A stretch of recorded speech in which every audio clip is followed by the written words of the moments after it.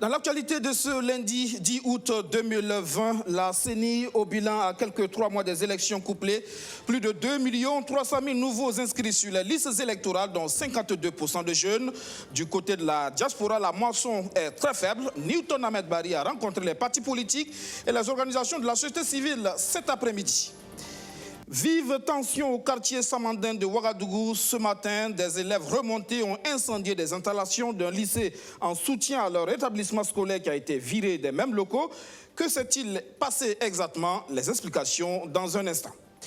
À suivre également dans ce 19h30 la chronique économie de ce lundi. Elle s'intéresse au fonds minier de développement local. Plus de 21 milliards de francs CFA mobilisés au profit des communes au titre du premier semestre de 2020. Les ressources sont en hausse. Pourquoi cette augmentation? Quelles sont les communes qui se taillent la part du lion? Quid de la gestion de ces milliards de francs CFA? Élément de réponse dans un instant. Voilà pour le sommaire. Bienvenue à tous. Face à face, ONI, partis politiques et société civile. Au menu, le bilan de l'enrôlement biométrique. Plus de 6 millions de nouveaux électeurs attendus à l'interne et dans la diaspora. À l'arrivée, plus de 2 300 000 nouveaux inscrits sur les listes, 52% de jeunes. Mais on retiendra aussi que 22 communes n'ont pas eu droit à cette opération. C'est un potentiel électoral de l'ordre de 166 885 électeurs qui a été ainsi laissé sur les carreaux pour cas de force majeure. On écoute le président de la CENI, Newton Ahmed Bari. Total de nouveaux enrôlés au 18 juillet 2020, 2 376 100 enrôlés. Nombre de femmes, 995 472, soit 42% environ. Nombre d'hommes, 1 380 628, soit 58%. Donc, à cela, évidemment, si on vient sur la tranche d'âge, ceux qui ont donc entre 18 et 35 ans, qui sont considérés comme les jeunes, ils représentent 52%, soit 1 235 572 enrôlés. Au niveau de l'extérieur, l'Afrique vient en tête, mais aucune des régions à l'extérieur ne totalise 1%. C'est-à-dire l'Afrique, ça fait 0,78%, suivi immédiatement de l'Europe, 0,11%. C'est l'Asie qui fait 0,01%, donc en matière d'enrôlement à l'étranger. Voilà, nous y reviendrons dans nos prochaines éditions. Chaude matinée ce matin au quartier Samandin à Ouagadougou. Des élèves en colère ont mis le feu aux installations de l'administration d'un lycée qui occupe le leur depuis quelques jours. Une histoire rocambolesque. Tout serait parti d'un différend qui oppose le bailleur des lieux au fondateur du lycée privé Filagora, dont les élèves se sont déchaînés ce 10 août. Le film des événements avec Abdourazak Traoré. D'un côté, des forces de l'ordre prêts à intervenir. De l'autre côté, le fondateur et le personnel éducatif du lycée privé Filagora en pleine supplication pour calmer les ardeurs des élèves. Ils viennent de déboulonner le portail, désaxer les murs et réduire en cendres l'administration de cet autre lycée qui occupe depuis quelques jours leurs locaux. Le lycée privé Notre-Dame de l'Excellence. C'est de cet établissement qu'il s'agit. Il s'est installé ici, à la demande du propriétaire de la parcelle, un bailleur qui a décidé de mettre fin au contrat du lycée Filagora. Élèves, parents d'élèves et personnel crient à l'injustice. Depuis une semaine, il est venu, il a pris le jury 46 en otage. Il n'est pas la loi, il est venu avec des chaînes. Sceller toutes les portes de l'établissement avec la cantine du jury 46. Il dit c'est pas possible. Nos trucs, il fait comme ça. Au lieu de nous remettre, il a confisqué ça. Donc c'est pour cela que nous nous sommes rassemblés, nous en tant qu'élèves. Bientôt, on doit faire le bac cette année. Donc pour venir reprendre ce qui nous appartient et l'école qui nous appartient. Nous sommes sortis, mobiliser nos élèves pour qu'on revendique nos droits. Parce qu'il y a des élèves qui doivent passer le bac, il y a des élèves qui doivent passer le BPC. Et la rentrée scolaire, nous l'avons déjà prévue le 14. le 14 septembre. Tout serait parti d'une correspondance datée du 2 juin dernier, dans laquelle le bailleur fait part de sa volonté d'appliquer une nouvelle tarification du loyer de son domaine. Qu'à partir du 1er octobre, sa location par salle va passer de 75 000 à 150 000. Je lui ai dit, monsieur Congo, ce n'est pas possible. Tu vois comment nous avons terminé l'année avec le coronavirus. Tu vois comment on souffre. Si je t'accorde ça, ça veut dire que je serai obligé de répercuter ça sur les parents. Chose que je n'ai jamais acceptée dès le départ. Il a dit, dans tous les cas, comme je suis un peu bousculé, on va en discuter.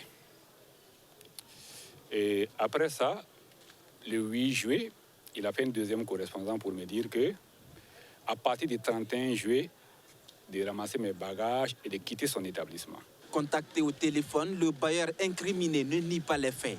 Pour lui, c'est la nature du contrat qui les lie qui autorise ce projet d'augmentation de loyer. Il promet réagir, mais en attendant, il annonce confier le dossier à la justice, tout comme le camp adverse l'a fait. Il a également condamné les violences survenues ce matin en regrettant les saccages et l'agression des nouveaux occupants des lieux. On reste dans le secteur de l'éducation, direction les écoles de Deri au Sahel où les eaux de pluie ont encore envahi des salles de classe, salles de cours sous eau, zones d'habitation inondées.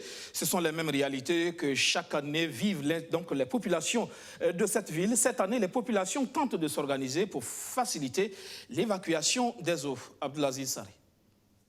Presque un barrage en pleine enceinte d'un établissement scolaire public à Dori. Pas de passage, alors l'eau stagne.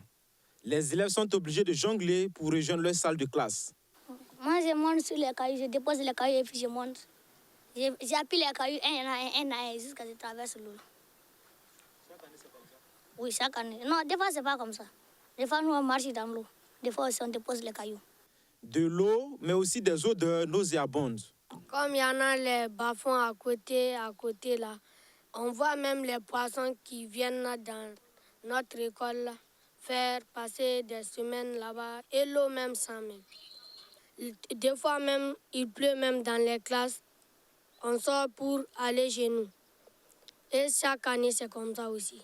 Ce décor d'eau stagnante, on le retrouve un peu partout dans la capitale de la région du Sahel, même dans les zones d'habitation. De jeunes volontaires, regroupés au sein de l'association Dori Vision, s'attaquent au problème à travers une opération de curage des caniveaux. Okay. L'objectif global, c'est d'abord apporter un bien-être à la population. Parce que si les caniveaux sont curés, on s'est dit qu'il n'y aurait plus des moustiques. Et nous allons également, il n'y aurait plus d'inondations. Et en plus de cela, nous pensons apporter notre propriété à cette ville. Ce matin, on est venu implanter notre bureau. De là, on a vu une association aussi qui est là, qui est en train de grouiller. Donc, on ne pouvait pas passer inaperçu sans faire quelque chose. C'est pour cela qu'on est venu les apporter notre soutien en prenant l'appel, même si c'est 2 minutes, pour dire que les associations sont ensemble et c'est la jeunesse qui gagne.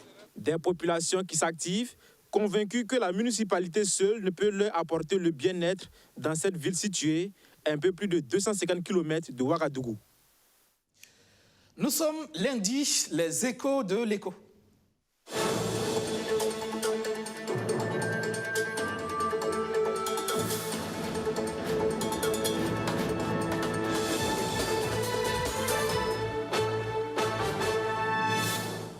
Créé grâce au nouveau code minier de 2015, le Fonds minier de développement local est opérationnel depuis 2017. Pour le premier semestre de cette année, plus de 21 milliards de francs CFA ont été collectés au profit des collectivités territoriales. Un peu plus que les 18 milliards de l'année dernière à la même période. Qu'est-ce qui justifie la hausse de cette manne des communes milliardaires? Quelles sont celles qui empochent le plus? Comment faire en sorte que ces milliards de l'or servent vraiment au développement local? C'est le sujet de la chronique économie signée Solange Kaboré et Wen Pagnade Arsène Konditamde. Au titre du premier semestre de l'année 2020, le Fonds minier de développement local a été crédité d'un peu plus de 21 milliards de francs CFA. La contribution des sociétés minières s'élève à environ 12 milliards 900 millions et celle de l'État à 8,5 milliards de francs CFA. Les collectivités territoriales peuvent donc sauter le champagne, elles qui n'attendaient que cet argent pour la mise en œuvre de leur plan de développement. La commune qui a bénéficié le plus, c'est Falangoto et Gorom Gorom, qui abrite la mine de Isakal. ces deux communes ont reçu chacune 1,3 milliard. Et après ces deux communes, la commune qui a reçu le plus, c'est Oundé, qui abrite la mine de Oundé Gold. Elle a reçu 1,2 milliard. La quatrième commune qui a reçu le plus, c'est Bagassi, qui abrite la mine de Rox Gold. Elle a reçu 1,87 milliard. Artiaga, qui abrite la mine de Bongo, a reçu 440 millions. Et le conseil régional du Sahel a reçu 606 millions. Ce sont environ 30 milliards de francs CFA qui ont été versés à ce fonds au cours de l'année 2019. Pour le premier semestre de l'année 2020, déjà 21 milliards de francs CFA sont récoltés. Si la tendance se poursuit, les collectivités devraient se mettre encore plus d'argent dans les poches à la prochaine répartition. Il est évident qu'au premier semestre aussi, on va encore tendre vers les 20 milliards pour les communes. Et à la fin de l'année, on aura un peu plus de 40 milliards pour l'ensemble des communes et des régions de Burkina. Premièrement, c'est la hausse du cours de l'or. Vous voyez qu'elle est alimentée par 1% du chiffre d'affaires. Comme il y a eu hausse du cours de l'or, il y a eu hausse du chiffre d'affaires. Donc, hausse de 1%. Deuxièmement, au niveau des redevances professionnelles collectées par l'État, avec la hausse du cours de l'or, il y a eu hausse aussi des redevances. Puisque les redevances sont collectées, certains éléments qui rentrent dans les redevances là, sont collectés en fonction du chiffre d'affaires. Ce pactole mis à la disposition des collectivités doit être géré avec minutie et efficience. Les organisations de la société civile devront être mises à contribution. Il faut qu'à ce niveau, le contrôle citoyen soit très strict. Parce que ce sont des citoyens qui ont résisté à la pression en 2015 pour créer ce fonds. Il a fallu encore qu'il y ait cette veille et puis cette pression citoyenne-là pour que le fonds soit opérationnel. Comme le dit souvent Jonas Yen de la société civile, des maires iront en prison pour mauvais usage de ce fonds-là. Pour là-dessus, la société civile sera très stricte, plus stricte même que là, il y a à l'aide avec le ministère des Mines et aussi avec les sociétés minières pour qu'elles puissent alimenter ce fonds. En matière de contrôle et de gestion efficiente de ces fonds, l'État burkinabé a sa part à jouer. Les corps de contrôle comme la SELC, la Cour des comptes et l'Assemblée nationale doivent ouvrir l'œil et le bon afin que cette manne ne serve pas à financer des éléphants blancs.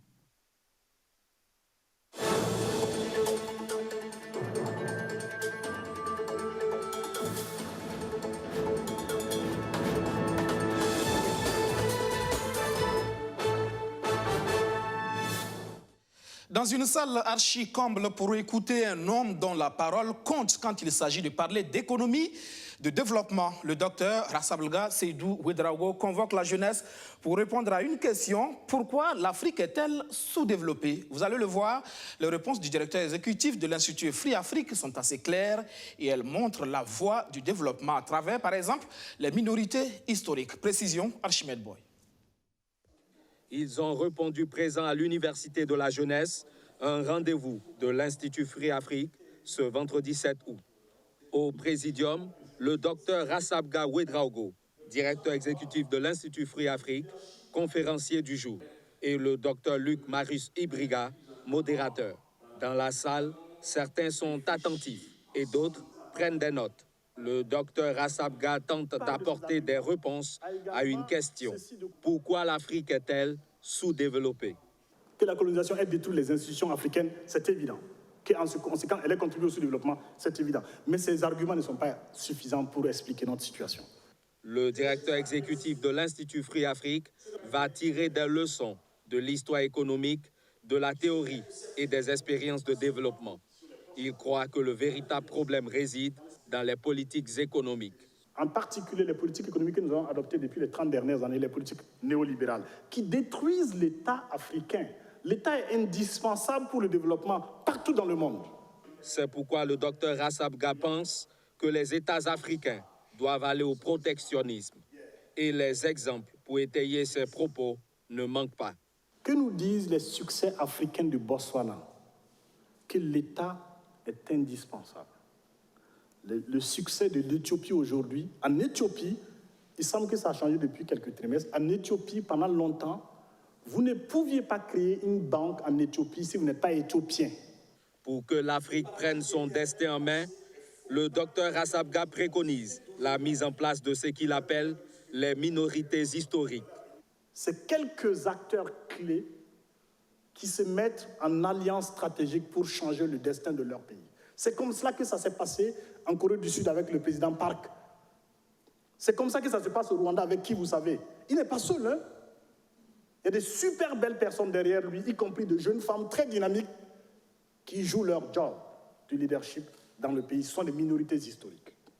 Il faut donc que ces minorités historiques se retrouvent pour changer le destin des pays du continent en ne comptant que sur elles-mêmes d'abord et sur les peuples, conclut le conférencier du jour.